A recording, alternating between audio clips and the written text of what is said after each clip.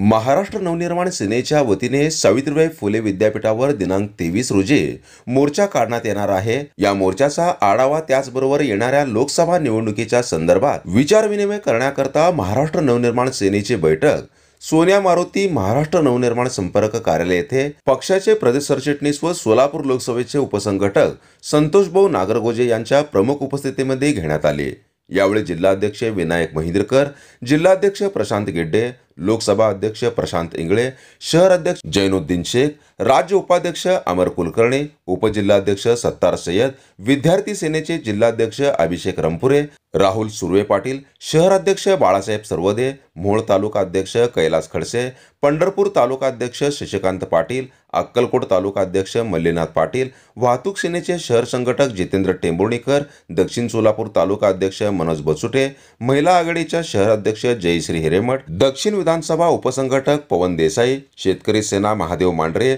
अनिल बागल, शोभा साठे, रोजगार स्वयंरोजगार संघटक गोविंद बनपट्टे, महिला उपजिल्हाध्यक्षा करुणा यादव, शिक्षक सेनेचे प्रकाश होळी, संतोष कुमार घोडके, हक्केसर, रवी स्वामी, यश महिंद्रकर, वैभव रंपुरे, सैपन जमखंडी, राहुल अक्कलवाडे, निकिता राठोड आदी उपस्थित होते।